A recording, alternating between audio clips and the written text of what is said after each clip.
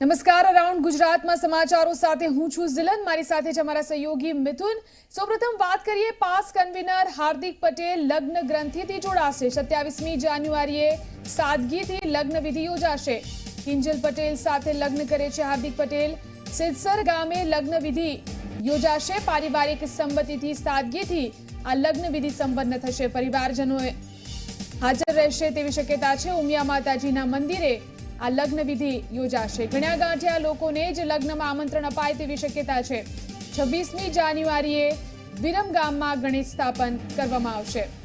તો હાર્દિક પટેલના લગ્નની ખબરો સામે આવી રહી છે। આ વિશે વધુ જાણકારી માટે ગૌરવ પટેલ આપણી સાથે ફોન લાઈનથી જોડાયા છે। જી ગૌરવ, હાર્દિક પટેલના લગ્નની જે વાતો સંભળાઈ રહી છે, શું છે વધુ માહિતી?